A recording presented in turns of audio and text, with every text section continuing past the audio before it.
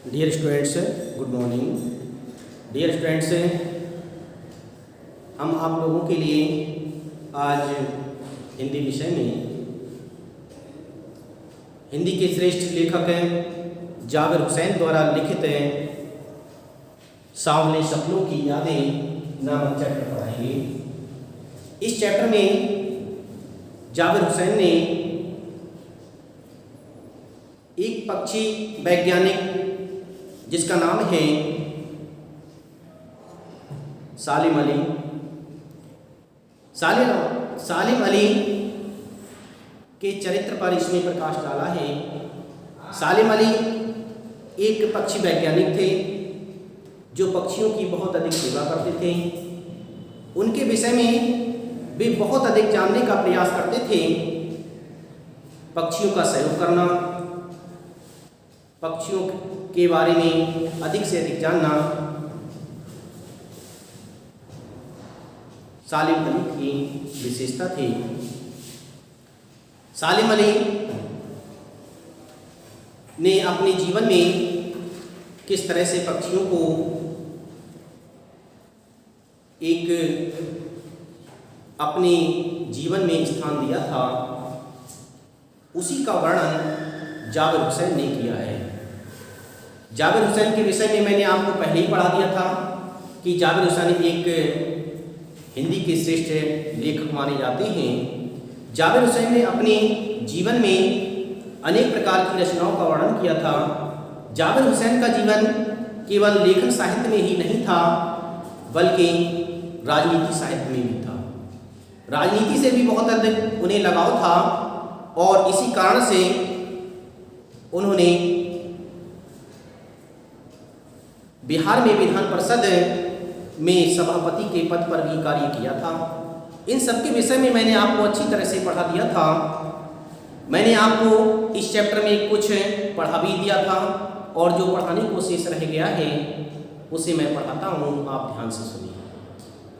Dear students, इसमें जाबिर हुसैन ने बताया कि एहसास की एक ऐसी उबड़ खाबड़ जमीन पर जन्मे मिथक का नाम है सालिम अली। एहसास की उबड़ खाबड़ जमीन, उबड़ खाबड़ जमीन का मतलब यहाँ पर इस पृथ्वी से नहीं लगाया गया है, बल्कि एहसास से लगाया गया है कि जिस एहसास में वे उबड़ खाबड़ में अपने जीवन को व्यतीत कर रहे थे, उनकी यादें, उनके क्रियाकलाप जिस तरह से व्यक्त हो रहे थे, वर्णित हो रहे थे, ऐसे पक्षी प्रेमी का नाम था सालिम अली।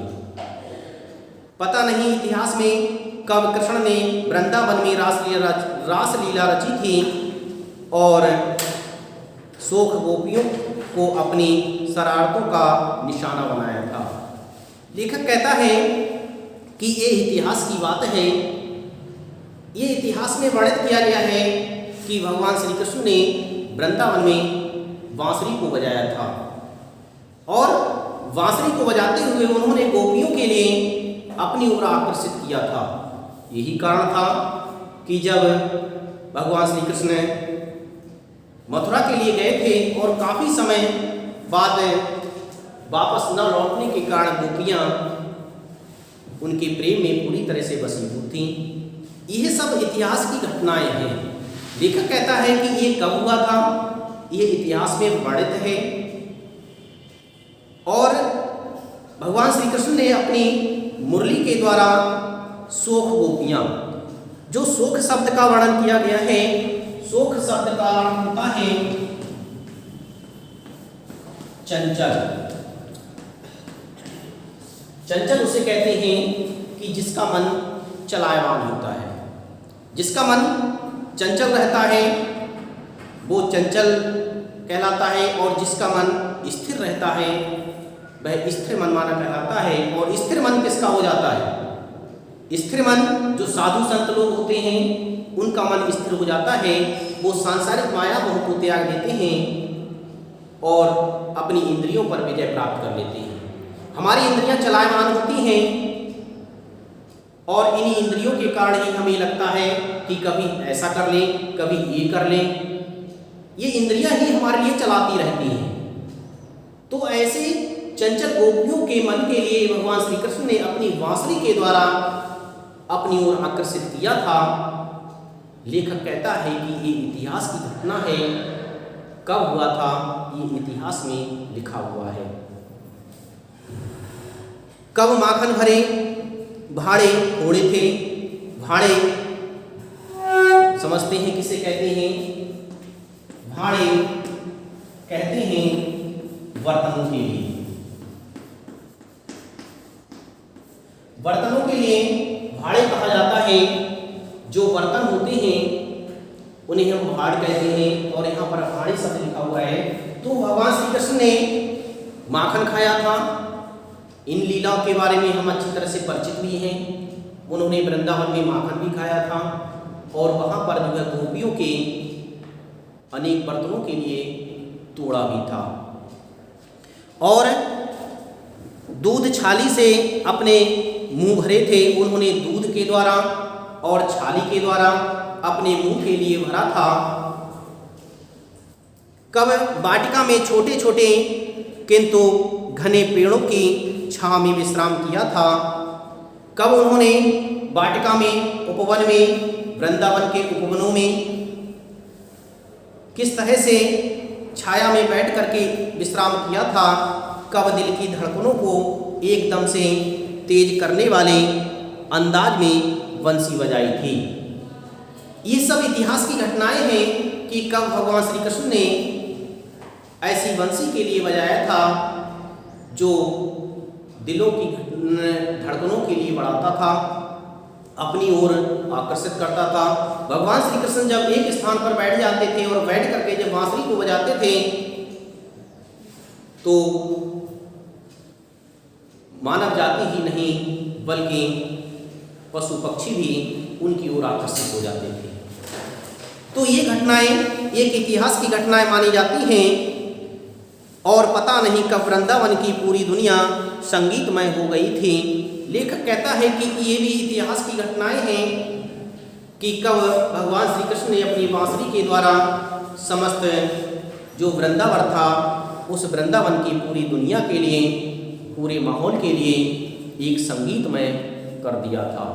अपने संगीत के द्वारा सभी को अपनी ओर आकर्षित कर लिया था। पता नहीं यह सब कब हुआ था, लेकिन कोई आज भी वृंदावन जाए तो नदी का श्यामला पानी उसे पूरे घटनाक्रम की याद दिला देगा। लेखक कहता है कि ये सब कुछ पता नहीं, इतिहास में ये सब दर्ज है, लेकिन आज भी यदि हम वृंदावन के लिए जाएंगे तो वृंदावन में जाकर के जब हम वहाँ पर बहने वाली जो नदी है, उस नदी का जो सांवला जल है, उस सांवले जल को जब हम देखेंगे तो उसे देख करके हमें भगवान श्री कृष्ण के द्वारा की गई विभिन्न प्रकार की लीलाओं के लिए, भगवान श्री कृष्ण ने किस तरह से अपनी बांसुरी के द्वारा सभी को अपनी ओर मोहित किया था, इन सब की यादें हमें उस नदी को देख करके ही आने लगेंगी। इस तरह से लेखक कहता है कि हर सुबह सूरज निकलने से पहले जब पतली गलियों से उत्साह भरी भीड़ नदी की ओर बढ़ती है तो लगता है जैसे उस भीड़ को चीरकर अचानक कोई सामने आ जाएगा और बंसी की आवाज़ पर सब किसी के कदम थम जाएंगे। लेखक कहता है कि जब वृंदावन की गलियों में सूरज निकलने के बाद में उत्साह से युक्त भीड़ जब नदी की ओर बढ़ती है तो उस समय का माहौल ऐसा लगता है कि मानो कोई आएगा जो बांसुरी को बजाएगा, और बांसुरी को बजाते ही सभी के जो कदम हैं वो वहीं पर थम जाएंगे। थमने का अर्थ होता है रुकना, वहीं पर उनके कदम रुक जाएंगे। यह वहाँ पर महसूस होता रहता है।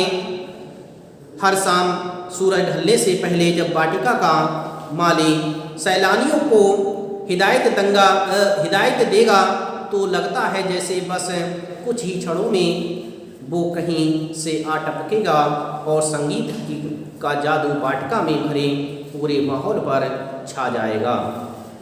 वृंदावन कभी कृष्ण की बांसुरी के जादू से खाली हुआ है क्या। लेखक कहता है कि वृंदावन कभी भी कृष्ण की बांसुरी से खाली नहीं हुआ है, क्योंकि वहाँ पर भगवान श्री कृष्ण की जो यादें हैं वो आज भी विराजमान हैं, पाई जाती हैं।